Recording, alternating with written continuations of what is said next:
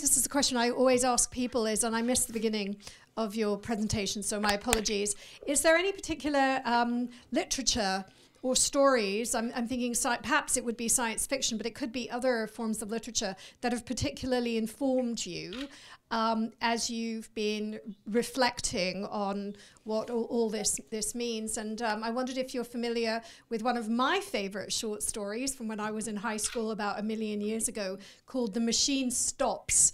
And it's set in the future, and it's about humanity evolving to be a bunch of blobs in front of TV screens, and one day the machine just breaks down. I can't remember the author, but I bet you other people here had to do it in high school in the 70s. But what could you tell us? Is there something that particularly sort of got you to your aha moment? Well, my personal aha moment was I was doing a master's degree thesis at York University, and I'm a political scientist and a philosopher, so my area was the most depressing area. My field of expertise was war or armed conflict. And I was looking for a sort of a cool, new, cutting-edge topic to write my thesis on. And what I came up with was artificial intelligence in times of war. And that was 2006 or so, where it was only the very beginning of the first drone strikes in places like first Yemen, then Afghanistan and Iraq. And what I argued there was that what we may be witnessing is not necessarily the clash of two civilizations, as Samuel Huntington put it, or two ideologies, but the very first time in the history of this world when increasingly intelligent self-autonomous machines are increasingly taking automated decisions as to whether a human being would live or die. In the process of my research for that, I read a book written by Ray Kurzweil called The Singularity is Near, and that book totally blew my mind. Like, it absolutely blew my mind. I can quote a couple of other books that have been fundamental. Of course, Werner Vinge's classic 1993 NASA paper is absolutely a must-read. On the science fiction end of things, I'm particularly a fan of Charlie Stross and his book called Accelerando. It's a fantastic singularity story. As far as the particular story that you mentioned, I have not read it, but the plot is very similar. Cory Doctorow has a similar story about the future in a world where basically people are changing bodies every time they catch a cold, because it's easier to upload into a perfectly new, healthy and clean body rather than fight a cold, and it's much more pleasant, right? So I know, I've heard of that kind of plot before. As per what books I would recommend, I would say feel free to get my business card. I have a whole collection of books that I have recommended on singularitysymposium.com and my blog singularityweblog.com when I've done many reviews. There's about maybe 750 articles by now, and I've done about 140 interviews with pretty much most people that you can think of in the world. Yeah, there's a gold mine of information there. I even forget, because after... I looked it up, and it's actually 1909 by Ian Forster. So I guess that you know, it's interesting to me that you're coming from political science. There may be people here who are from STEM, which is, you know, science, and I come from a science background. So these are topics that are just there for decades and over a century in literature, in the popular media. So it's interesting to me that you're maybe coming, and lots of scientists read sci-fi. Yes, absolutely. So I just wondered. Anyway, that was really old. Like, that's over 100 years old. And I think it's amazing. So, for example, the first references that I could find of people considering machines taking over the world, I could track to 1847. And people extrapolated from basically the first manually cranked calculators, how one day machines can be so good and be able to do everything on their own so that we become obsolete. And then Samuel Butler famously wrote a book called Erehorn, where he basically said that if we're not careful, we're going to be replaced by the machines. That book came out, I think, in the 1880s. And he basically said that we should be smart and go ahead and destroy every technology that came after the Industrial Revolution. That's the only way that we can survive. Otherwise, inevitably, in his opinion, we would be replaced and go obsolete. That same idea was picked up by Ted Kaczynski, the Unabomber, right? Almost 100 years after Samuel Butler. Well, not 100, but let's say 70 years or so, right? And if you read the Unabomber manifesto and read some of the things that he's talking about there, it could be a very informative text about the world we are living in today. Now, of course, Ted was, you know, a maniacal terrorist and killed innocent people, but at the same time, he was a brilliant math prof, one of the youngest ever hires. I can't remember if it was Berkeley or Stanford. And so there's a long history of people thinking and sort of theorizing about the issues. Me personally, I come more from the perspective of a philosopher. My foundation was sort of in ancient Greek and Roman philosophy, particularly. So I have a very strong emphasis on ethics. You know, the way we are today, there's no more science fiction. It's only science in the process of being developed. There's no science fiction. I mean, the science fiction of the past is reality today. So, or most of it anyway. So, to me, those technical issues are engineering issues. They're small issues. The bigger issues are always the philosophical ones, the ethical ones. So what is one of the biggest questions that I can always think of. Okay, you can make people live forever. So what? What are the implications? What are the ethics of that? Is it a good thing or a bad thing? How would we know? What are the right questions to ask to frame this, right? So the technical issues are important, but they're engineering problems, and we have brilliant engineers who have shown amazing history to solve those problems in time, and I'm absolutely sure that in time all of those issues will be solved. Okay? Next one. Go ahead.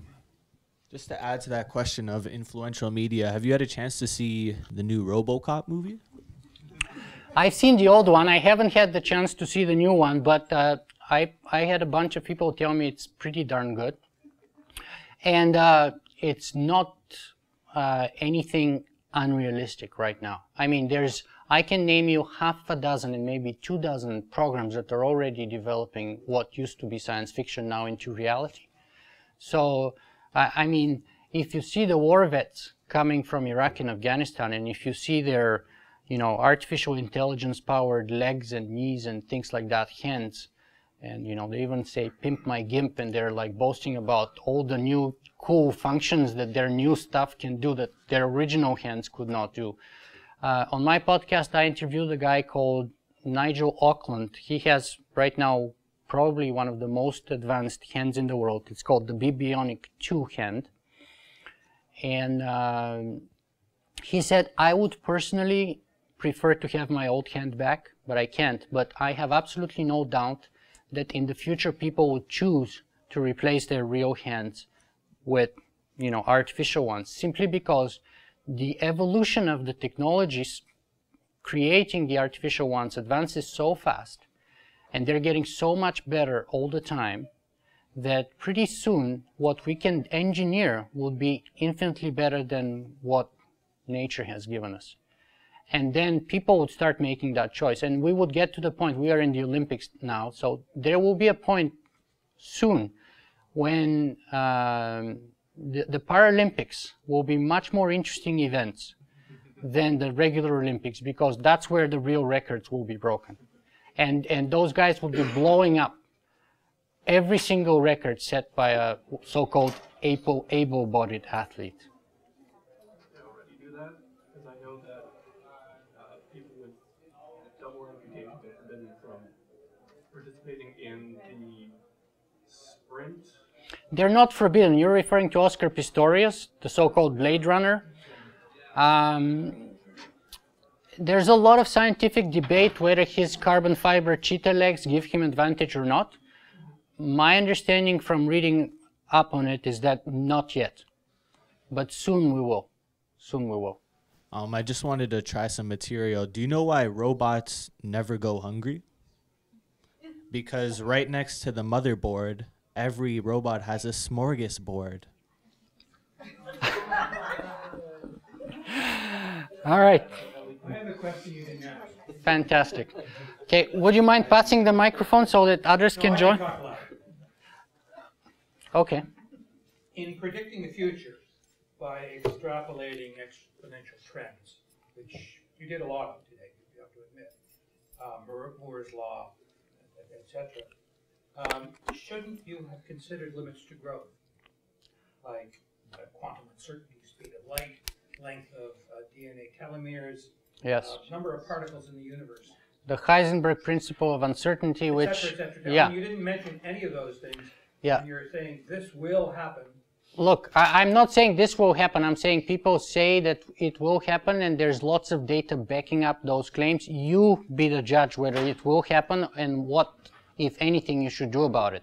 What I can tell you, though, is that those limits of growth have been predicted since the book Limits of Growth was published in the 1970s. That was a different, It's more the, limited limit. it's the same principle, and the death of Moore's law has been predicted again since the very moment in 1965 when Gordon Moore published it.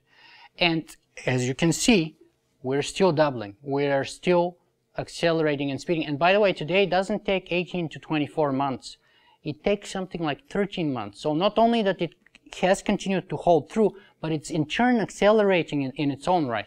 But I can use the past to predict the future too by reporting that in 10 years there will be computer intelligence has been a prediction for the last 50 years. Sure, look, there's an ancient Greek legend about Icarus and Daedalus, right? It's maybe, I don't know, 4,000, 5,000, 6,000 years old, right? And it's about hubris and about, not doing things that God didn't endow you to do. And it's about the dream of flight. And it basically, the moral of the story is you can't fly and you never will fly, right? And that was true for what, 4,000, 5,000, 6,000 years since that myth or legend came to be. And yet today, I bet you most of us, and probably all of us, have flown here, right? Not in the same way with wax and, bird feathers, but in a much more efficient ways, and probably numerous times. And it's accessible to most of us here, at least in Canada, right? So the fact that something has been false for 50 years or didn't come to be is not a logical argument to claim that it's not going to ever come to be. Yeah. Go ahead. Nick, thank you. Thank you, Joe. Yep. Yeah. Thanks for the presentation. My question is actually related to, in the context of Moore's law, when information around you doubles every 18 months. And the question revolves around the life expectancy and increasing life expectancy. I believe set like 3 months every year. Yeah. Currently being at 98 or? Sorry? The current life expectancy was 90. It's a projection, but I've seen a number of studies that claim that a child born today is expected to live at least 93. 93. And the backwards statistics is that in 2002, last time I looked at the numbers, was about 78 in North America. Okay. So in this context where, let's say, everything else is growing logarithmically, the 3 months every year seems to be kind of a sequential progression, right? So but let's say by the time we get to a life expectancy of 150, 175, 3 months almost doesn't count anymore from year to year. So everything else grows like this, whereas life expectancy looks like it will top somewhere. Why? That's my question. I don't know. That's my question is, how do you think about? Yeah, but why would you think that it would top?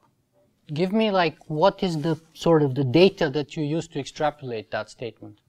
Why? I just don't know. I mean, I gave you probably what, 30,000 years worth of data about how life has doubled, tripled. Since the time of the Cro-Magnon, we know that we have quadrupled life expectancy. It was 18 then, now it's 90. That was mostly due to infant mortality rates, right? Like child mortality, like mortality for children under the age of 5, adjusting for that, like taking that out of the data set, people live to 68 generally. maximum lifespan versus average? Because you have to be very careful with like the certain diseases and. Yeah, take for example ancient Athens. It was the pinnacle of evolution of its time, supposedly, right? If you got a small infection, you're dead. If you get the plague, 50% of the population is dead, right? If you get a cold and you get pneumonia, you're dead. If you get hit by a rusty nail, you're dead, or you lose your limb, and then you're dead, right? Because then most of the time when you get amputation, there were almost infinite numbers of ways which today you can treat with over-the-counter medication that you'd be dead. So yes, Socrates lived until he was 72 and he drank the poison to die, right? But most of his compatriots never made it to that age. That would be my reply personally. I'll try to rephrase then my Yeah, question. sure. So rather from a sequential model, 3 months, 3 months, do you see the possibility of changing to a logarithmical model? Yes, well, you know, that was not always the case that we had 3 months, right? As I said, that 3 months is accelerating in its own right. But it happens, it's not gradual, it happens in sort of pulses, right? When we come up with a new breakthrough in this and that discipline, eventually what happens is you shift the curve, right? The singularity, if you look at the curve, is not a curve, it's like a number of S-lines which shift. So it goes like this, it tapers off, but then there's a new curve. We have a breakthrough in, I don't know, computing, in genetics, in 3D bioprinting, and therefore instead of, you know, making very crude bypasses in which, you know, we take a vein from your thigh and you basically hack and short-circuit your heart, right? Instead, what we do is we bioprint a brand new heart for you, which is better than the one you've had. It's perfect because it has your own stem cells. And once you have something like this, a breakthrough of this kind, then you would shift the curve very substantially. On my show, as I said, I've interviewed 140 people. Let me just give you one example. A couple of weeks ago, I interviewed a gentleman called Gabor Forgac, very interesting guy, former theoretical physicist. Now he's the founder of 2 companies. One is called Organovo, and the other is called Modern Meadow. Organovo designs and bioprints with a patented invention of his human tissues, and the idea is that soon they'll be able to do so for, not soon, but let's say within 10 years, they'll be able to do whole organs. Modern Meadow has 2 short to medium term goals: to produce suffering-free, perfect, cattle-free leather to begin with. So instead of stripping off the leather of the backs of animals, you grow it, or you 3D bioprint it, you engineer it. And the other thing is meat, right? I mean, and that's only one of many projects. Dr. Mark Post from the Netherlands, recently funded by Sergey Brin, had this public tasting of the first lab-grown hamburger meat.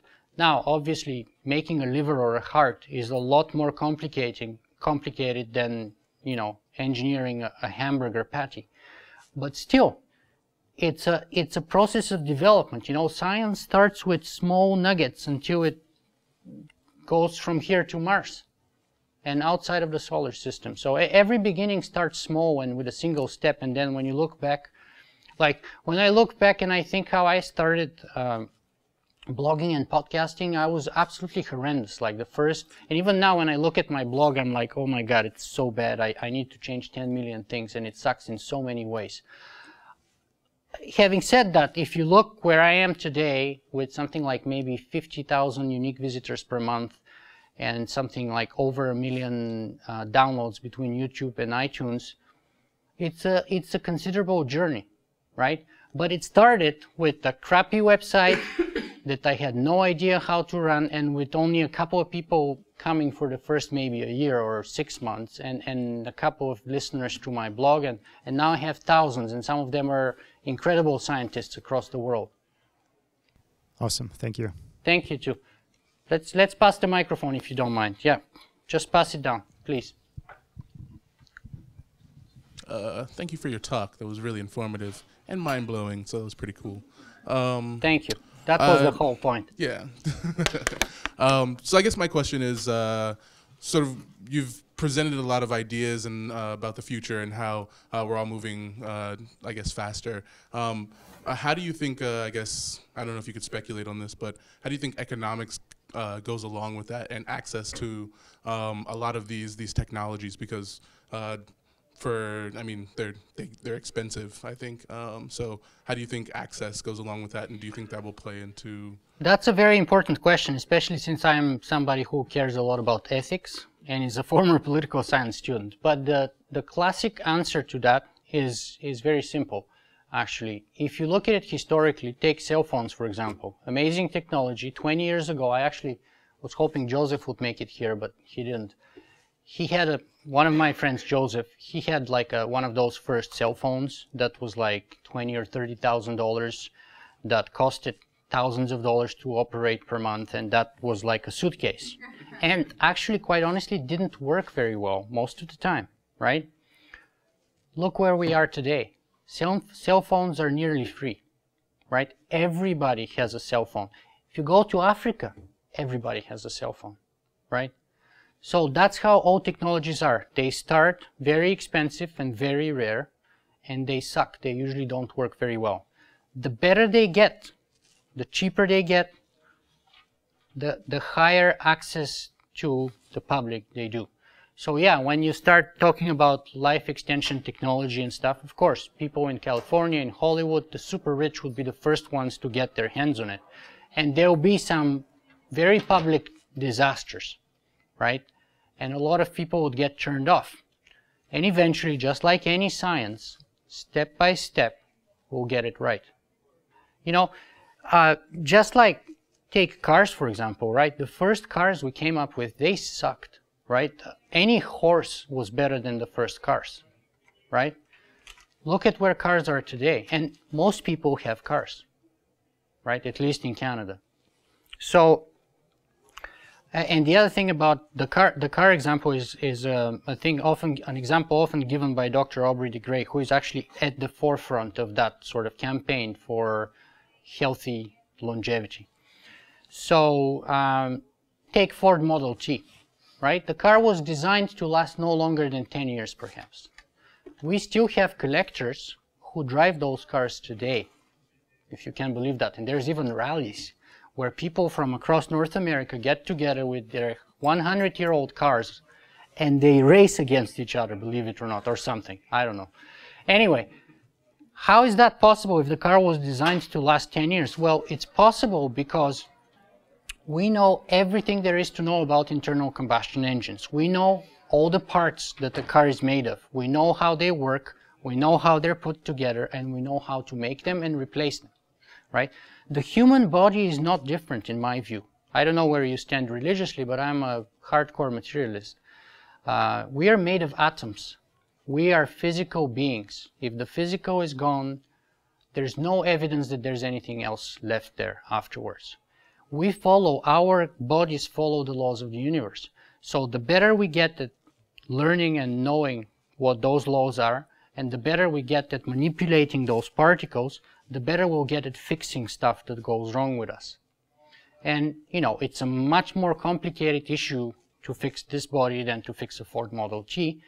But, you know, it's the same principle. It just takes longer time.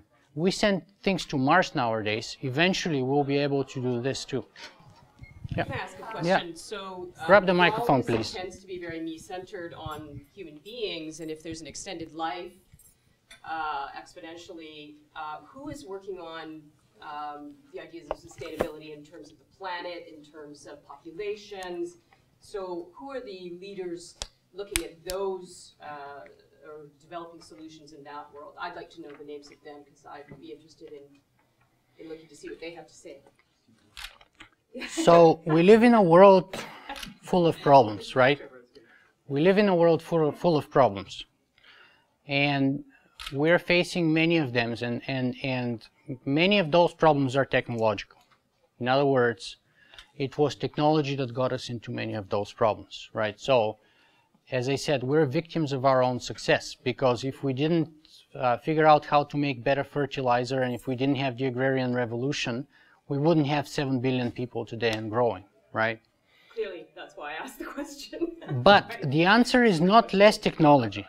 The answer is not less technology. So, first of all, if you shut down all technology today, people have made arguments that perhaps if we go to the sort of hunter-gatherer society, our planet is able to sustain 200 or 300 million people. So we're talking giga death here, death at large scale. So the answer to our problems is not less technology, it's just more and smarter technology. So if you're asking who are the people, I would say it's the same people, it's the technologists, it's the people at the cutting edge. It's the people such as Google, it's the people such as inventor like Dean Kamen. It's the people from, for example, Bionics, who invented that amazing hand that Nigel Auckland and others. It's those innovators, it's those people who come up with that stuff. They're pushing the ball forward. They're making the progress, and eventually, you know, it's not a guarantee, but that's the only hope I see that we've got of resolving our problems. And of course, it's not, technology in its own right is not sufficient by itself to fix the problems. We need other things like political will, we need ethics. That's why my show is all about ethics, and technology is just sort of the context, right? So on your show, have you been interviewing people who are looking at it from that perspective? I've interviewed everybody from religious people, highly religious people, to scientists, to skeptics, to journalists, to science fiction writers, to entrepreneurs, to any kind of view that I can think of. Right, so if I go there, I guess what I'm trying to get is an answer from you on who those people, like specifically who those individuals might be, and or books or sources. Well, but I can check it. Yeah, as I said, look at Singularity University. That's their whole sort of modus operandi, right? The goal of going to Singularity University, for example, is, as they modestly put it, how do we make a positive change in the life of 1 billion people within 10 years? So that's the whole issue they're dealing with, right? So the whole goal is to go there and to make the world a better place, to figure out a way that scales, that employs and utilizes those trends of exponential growth, and that we can change the world and shift it into a direction better for everybody. That's the whole point of Singularity University. So perhaps you should check there and look at faculty, look at my interviews with them, my experience there, and so on. Let's pass the... If you want to take a break, you can if you want to. Yeah, thank you.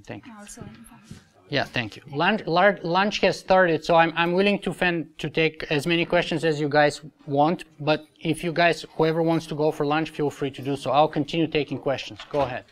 Just curious whether you've seen the Spike Jonze film Her. And what's your take on it? Yeah, I love that movie. However, real life is not a movie.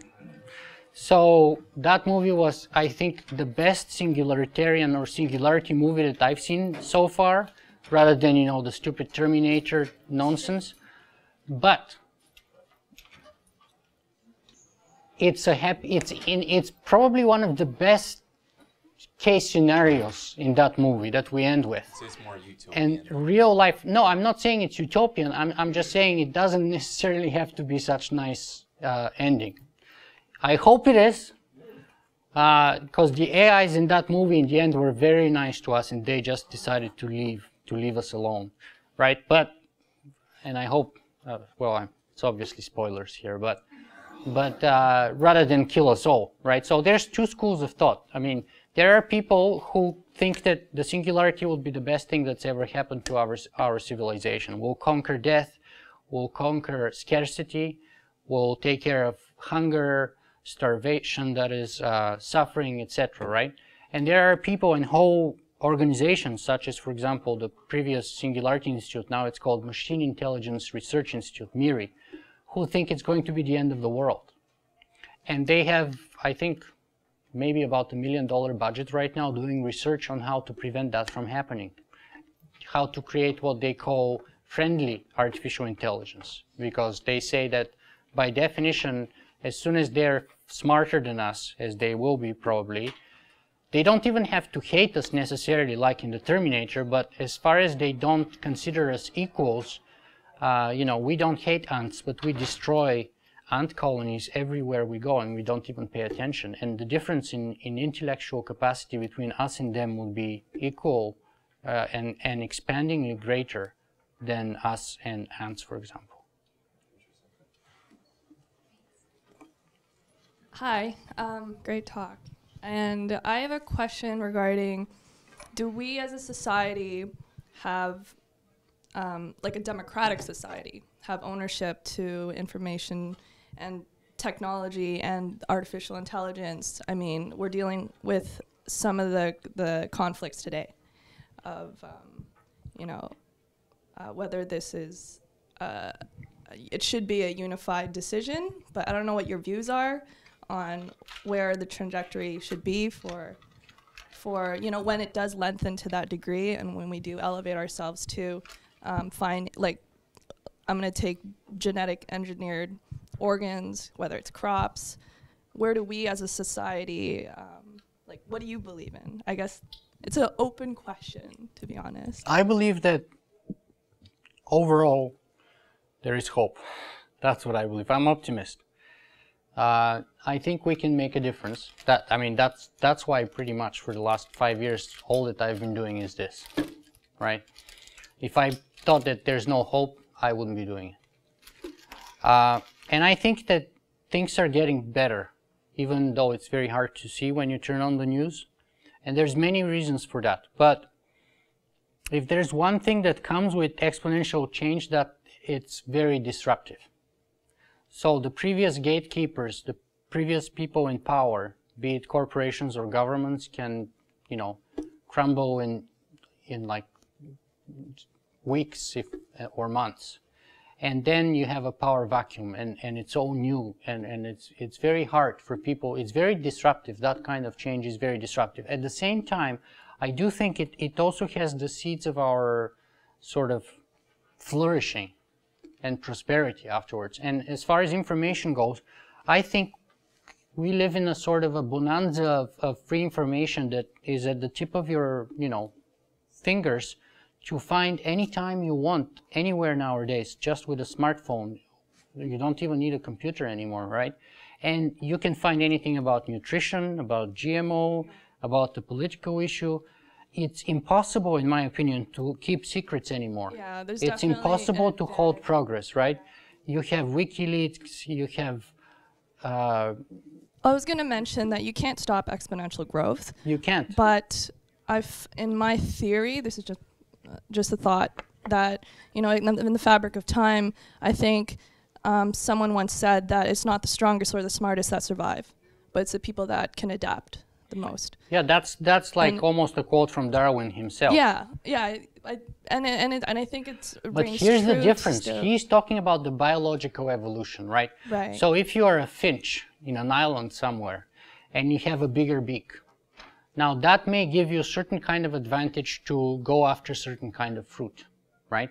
But the problem is that was a random feature, and then simply by natural selection, all the birds that had that beak were better fed, better able to procreate, better able to create offspring, and therefore all the birds in like such and such long period of time ended up exhibiting that feature.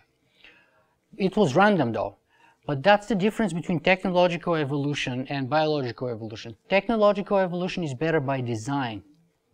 So we can design it from the get-go to be better. But it can't. And it's faster. I don't think it can adapt. Like you're talking about... That's what we have been doing as a civilization. Everything is adaptation around us. The fact that you're wearing clothes is a way of you adapting to the Canadian winter. Is it adapting to globalization? Is it adapting to the conflicts of society today? Like those are, I mean, I'm being very general. Maybe I am being very general, but. Well, as I said, like those exponential curves are very disruptive.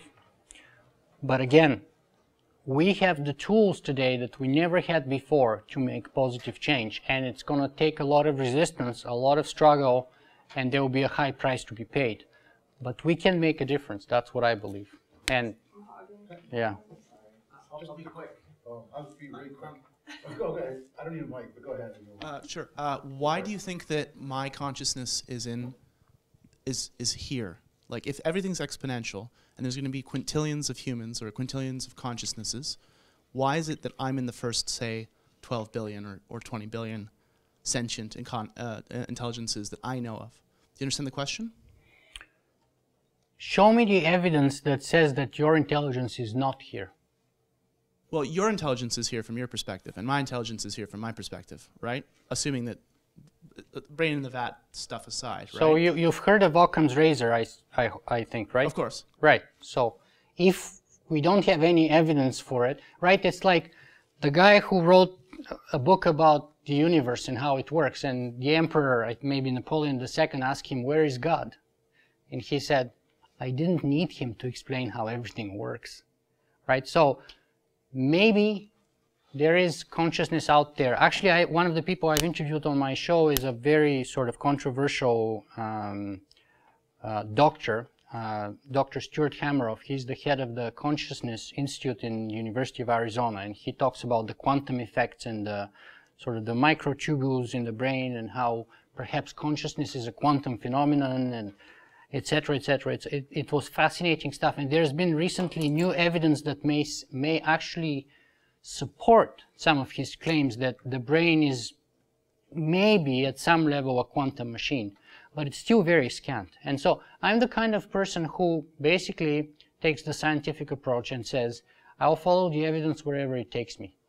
If the evidence is contrary to my starting hypothesis, the only reasonable thing to do is to change my opinion, to change my hypothesis. So if you show me the evidence that our consciousness is not here but somewhere else... But the evidence is induction, right? Like, if something goes on to infinity and you find yourself early in the series, right, it doesn't stand to reason to question that something goes to infinity?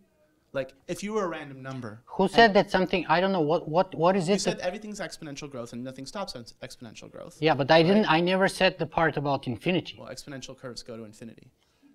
But I didn't say that, and because I would say every exponential growth ends at some point. Absolutely. It's not going to last forever. However, that point is pretty far off, right? We live in a gargantuan universe. So before we get to the computronium and the universe wakes up and we have smart dust and we have smart particles all around us, there's a lot of exponentials that could happen right there, right? So it's not going to be infinite, but we are just scratching the surface right now. So my question then is, why am I at the scratching surface level? Why am I not randomly somewhere in the middle? I'm not God. I mean, you can ask God about why are you here now. I mean, we all give our own answers to that question, right? We all have to find the answer, why are we here?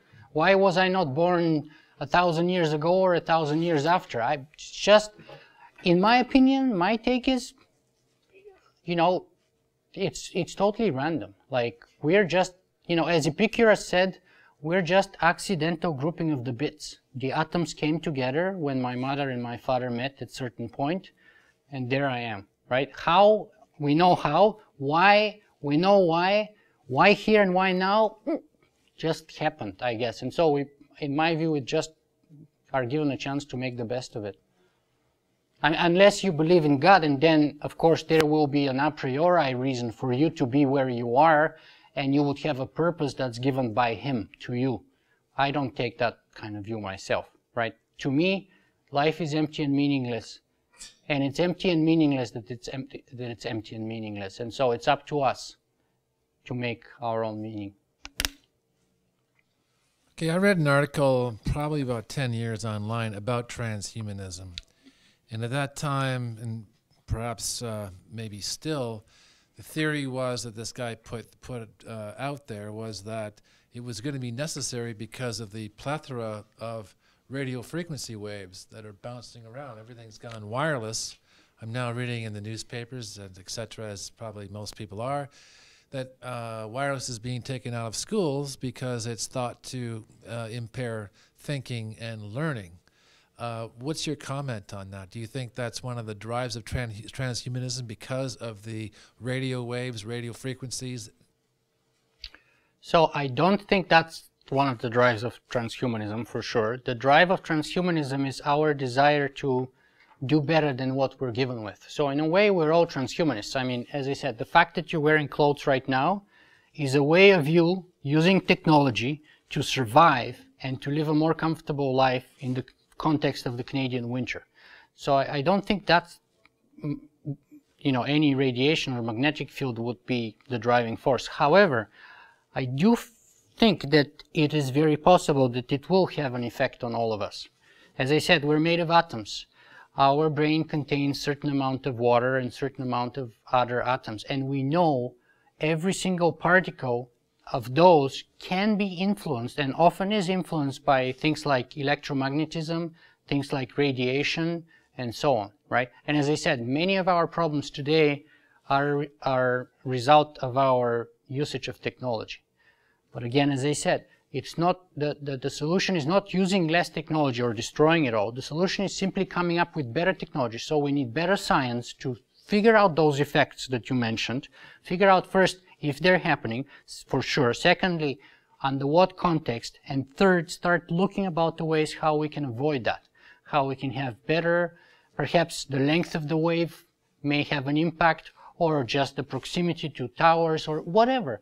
Right? And this is what science is all about. You build. It's never perfect. You don't ever reach perfection, right? In martial arts, you know, there's that concept about do, the way. It's just you start and it never ends, right? So that's what science is all about. It never ends. It just makes every product is just a new iteration.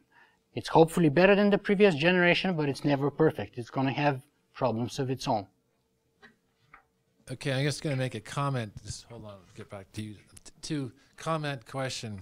Comment is, you know, if I have an artificial arm and, you know, I burn it or, you know, a train runs over it, I better hope that they have the part, that hand, in stock, because otherwise I have no hand for a couple of weeks. You don't need a part anymore. You see the guy with the 3D printer here at the door? Yes.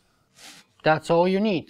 You print at home whatever you need. And that's a very crude example, but very soon, that thing is about $2,000 right now. And prices, I interviewed recently Brie Petit. Brie Petit is the CEO and founder of MakerBot, which is the company that makes those printers, right? That's what his whole thing is all about, democratizing the process of manufacturing, giving you power to be creative, to print your own prosthesis. You don't have to call anybody, to beg, to wait, etc. All you need to do is the design, and that's been done already. There are kids go over these prostheses every month or few months. When they're growing, you need a new size every so many months, right? Imagine if you have to buy that all the time, how expensive is this? And then you have to wait to be delivered. By the time it's here, you already need the bigger size, right? What's the alternative? For 30 or 40 bucks with a sort of corn-based filament, you can make such strong plastic that kids are using it today for hand prosthesis. And there's examples of that. You can go look for them. And he mentioned it during the interview with me. So, and that's the future. And in the future, those printers that we'll have, they would not be able to print just, you know, objects like that. They'll be able to print your lunch. They'll be able to print you a second heart if you want, a new lung, a brand new hand, so you don't actually need an artificial one, should you choose to have a biological one rather than artificial one, even though once you're at it, you might as well design the new biological hand to be actually better, stronger, and more durable than the one that you're replacing, right? You don't want to replace it all the time. It's a pain in the neck. Okay, so, last question. I've done a lot of study on chemtrails. I don't know if you're familiar with chemtrails. No.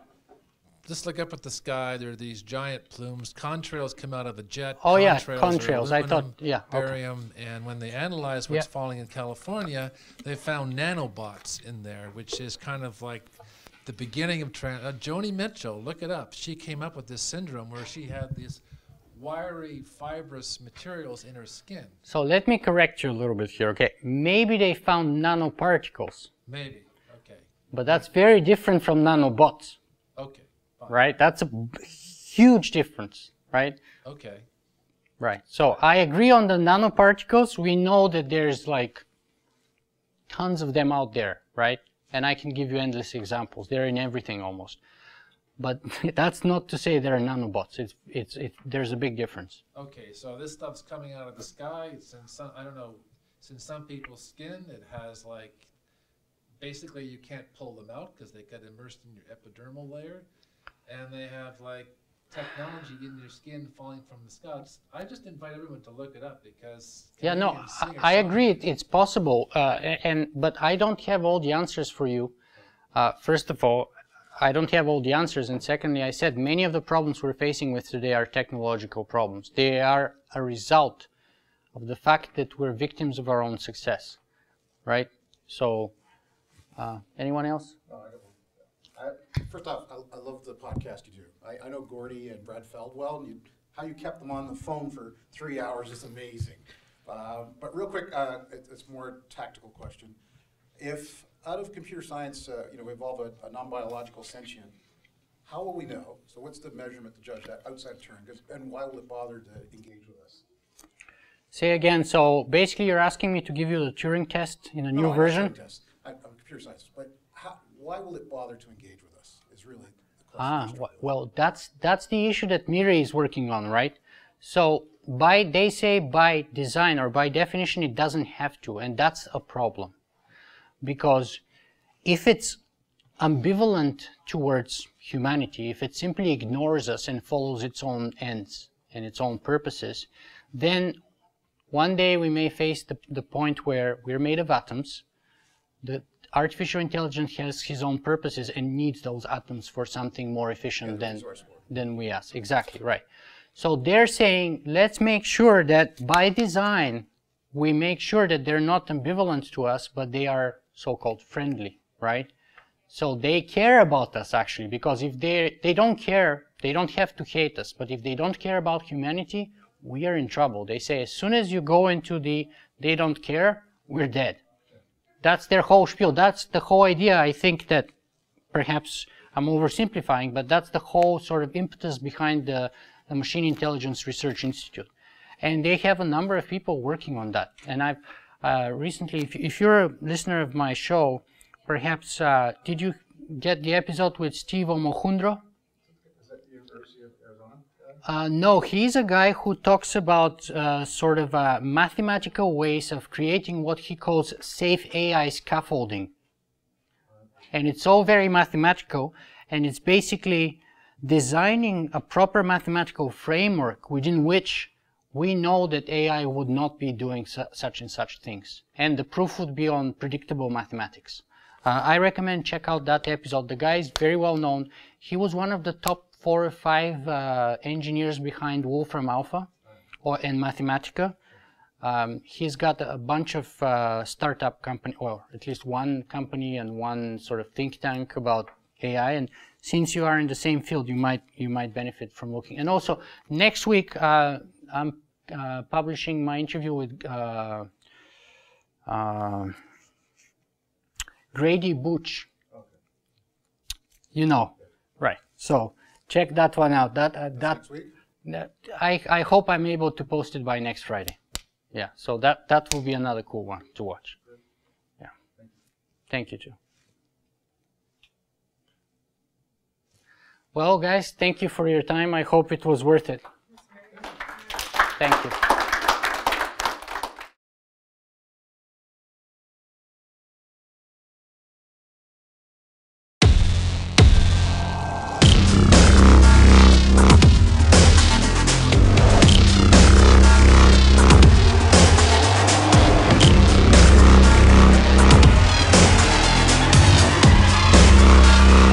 Singularity.